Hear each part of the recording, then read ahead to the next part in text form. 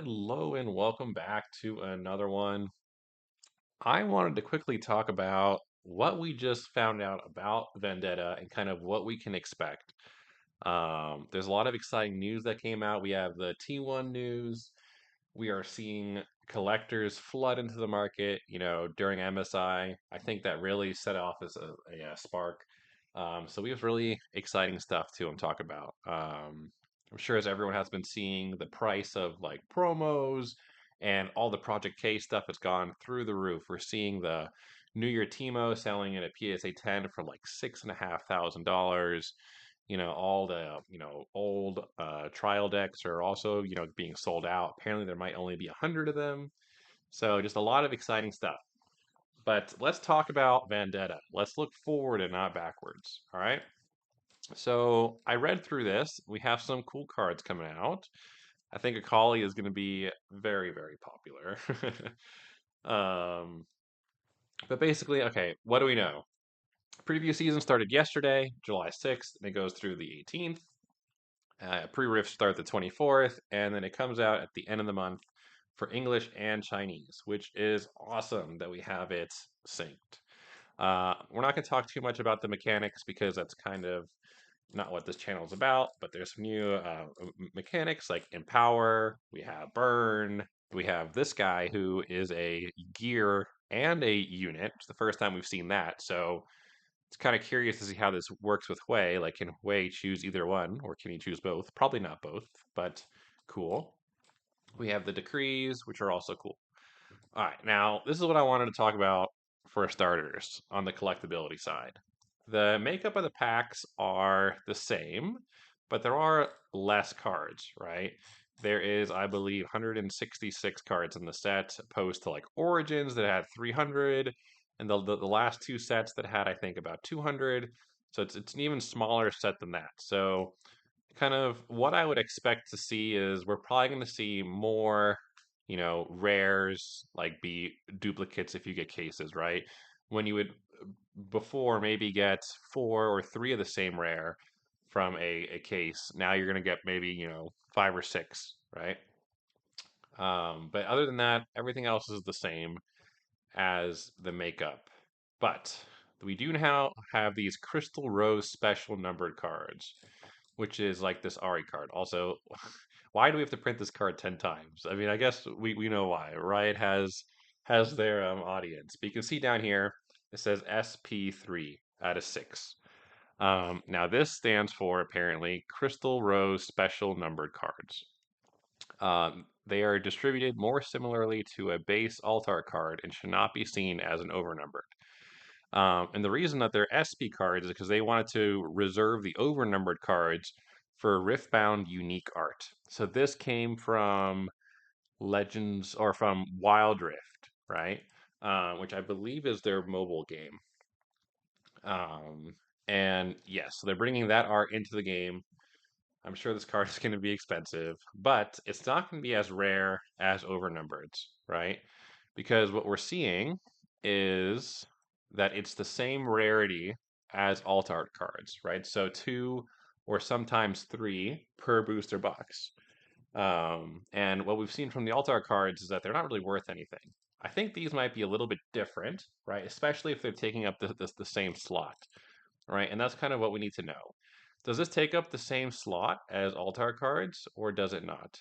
Um, my guess is that it will, right? So if there's um, six of these special rarity cards, and I'm trying to remember how many Altarts there are in a set. There's going to be 9 legends. Each legend has 2 units, so that's 18. And each unit has an altar. So it's going to be 18 altarts, and there's going to be 6 of these. So basically, 1 in 3 should be a special rare, right? If it takes up the same slot. So what we should be seeing is pretty much, if you're to buy a case of boosters, you should get about 3 special rares. Would be my guess. And you've kind of just over a, what is that, 50% chance, or you're just under a 50% chance of seeing a special rare in one booster box. Um, so I'll be curious to see how the price lands on these. I really am curious like how the other ones look and if they're all like kind of this really cool looking special arts and kind of how the foiling looks. But my guess is that these will probably be like mid-priced, somewhere in between a overnumbered and a alt art. Um, but I'm gonna guess that this Ari is gonna be way above all the rest. I mean, given we haven't seen the rest, but Ari is Ari tax, right? So I can see Ari being like priced pretty similarly to some of the ONs. But we're gonna have to see because she's definitely gonna be more common than the ONs will be. So yes, that's kind of what I wanted to talk about in the Crystal Rose alt arts, which I think was an interesting addition. Um, Now overnumbers. There are going to be 22 ONs in the set. That's a lot. That's a lot of ONs. Now, what I hope this means is that the hit rates are going to be more similar to what we saw in Spirit Forge than what we saw in Unleashed. In Spirit Forge, we were seeing ONs being hit basically one in every two boxes or three per case, and sometimes you would even see four. Sometimes you would see one, right? And because nothing in Riftbound is guaranteed, right? It's all averages. And then in Unleashed, we were seeing back to what we were seeing in Origins, where it's more one in every three boxes has AON or two per case. Um, so I'm gonna assume that because we're getting so many more ONs, similar to what we had in Spirit Forge, the hit rates will be closer to what we saw in Spirit Forged. Like as you can see here, this was what set was this? Sorry, this is Spirit Forged. This is filtered by ONs. They have the signed cards here too. So if we take out the signatures, this means there's 30 ONs in Spirit Forge. They obviously had the ON seals, and then they had ONs for every legend, as well as for the champion units as well. So there was a ton of ONs in Spirit Forge, right? 30 opposed to the 22 that we're getting here in Vendetta. And then in Unleashed, 31. So of these, 12 of them are signed. So then we go down to 19. Then we have the Ultimate Baron. So there's 18 ONs. Yeah, because we have the six Poros and then all the legends. So there's 18. So Vendetta is going to be somewhere in between the two, it seems. But I'll be curious to see how that impacts hit rates, right? Also, it's the first time there's only 9 legends. So now that I'm thinking about it, because there's only 9 legends, right? I think that means legends are going to be more commonly hit, right? Like there's going to be more of them in circulation just because there's less total. But I guess that doesn't really make sense if you take into account like the total number of ONs. So I'll be curious what all the other ONs are, right? Because they said there's 22 of them, and if 9 of them are legends, then that still leaves quite a decent bit of other cards to be ONs. I guess it's going to be it's going to be the dual cards, the rival cards, right? Those are going to be ONs as well. Um, but yeah, it's just curious to think about kind of that and kind of see where they land. Um, yeah, that'll be interesting. All right, next, kind of what products can we expect from Vendetta? We're obviously getting our booster boxes. Then we're getting showdown decks. So these are replacing the starter decks from the previous sets. Let's see here, it's Zed and Shen. You get 2 decks in here. Trying to see what else do you get in here. I don't remember exactly what they said you got in these. I believe you also get like a playmat and you get 2 booster packs and I believe that's it.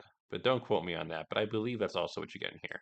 Then you have the vault, which I believe comes with 5 packs, as well as the little pack of promo cards and runes. So vaults are making a comeback.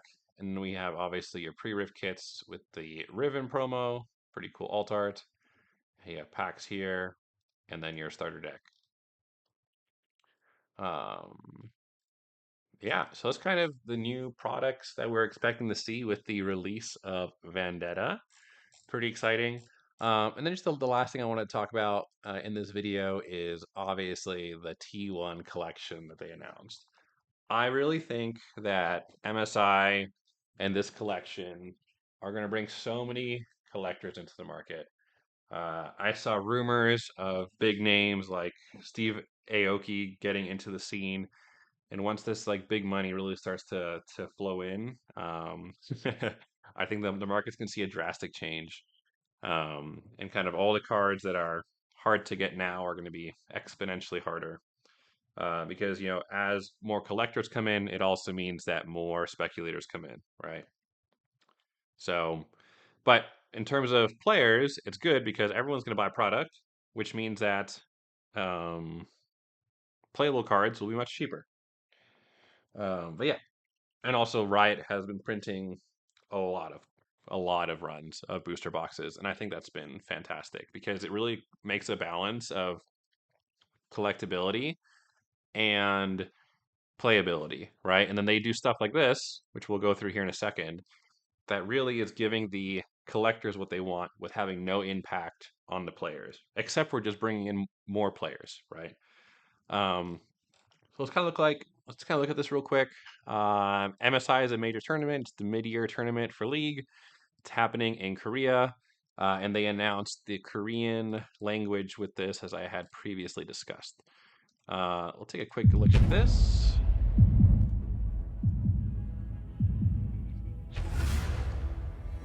This is so cool.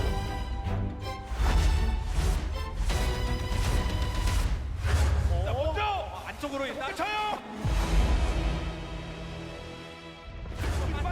그렇죠. 들어가게 들어오고 들어와. 쳐요. 범위 뛰면서 벽장 들어갔어요.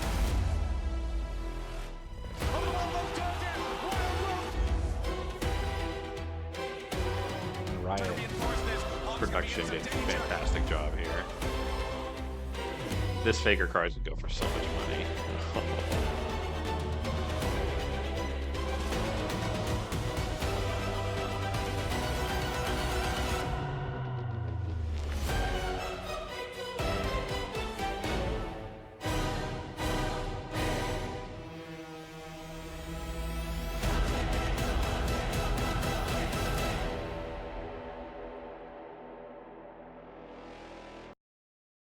Pretty dope, right? Pretty freaking dope.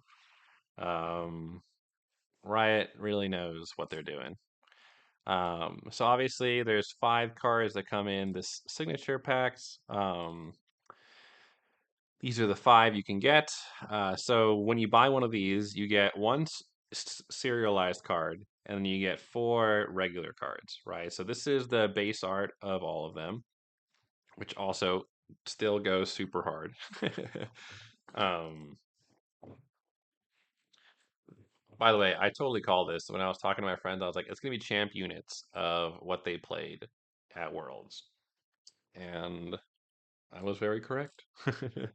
But yeah, so when you're looking at serialized versus non-serialized, they kind of have this like extension here. You can see what number card you have. Whoever gets one is going to be sitting on. I just don't even know how much money that's going to cost. It's going to be disgusting money. But you also have their signature here on the serialized version of it. Um, they are making 10,000 of these, which is right 2,025 of each artwork. And they're making it in English, Korean, and Chinese. I'd be interested to see kind of like if anyone knows, please put it in the comments, like how we can get in on the Chinese or Korean markets to kind of get our hands on those if possible. Um, so that'll be good to see. But yeah, they come in this awesome box that just is super sweet, and it comes in this display case. Now, the fact that it comes in a case like this screams premium product, right? This screams this is premium. Um, like you can put this on your wall, you can put it on your desk, You can take them out and get it graded. Like you can do whatever you want, but I mean, it is so cool. It does come with a little pricey have to a pricey tag here at $360. Um, I bet you shipping is probably gonna be another 20. But these will go for more than that. So if you win the drawing, I would definitely pick one of these up. Or if you win the drawing and you don't want it, hit me up on Discord. I will take it off of your hands, and I will pay you a pretty premium for it. Um, but yes, what else comes with it? You also get this. Does this come with it? Let me think. No, it does not. It is just this box for the $360. But then they have a second product that is the Champion Player Bundle. And with this, you get sleeves, a deck box, a binder, and a metal die. Of course, they're doing this 1 in 10 thing. It'll be gold and black because, Riot loves the Gamba. So 9 out of 10 times, you'll get this red die. 1 out of 10 times, you'll get this black and gold die. You get this cool little deck box. These are usually not super high quality, but I mean, it's good to have spares. And then we have this really cool binder, which is honestly awesome, and this like storage box.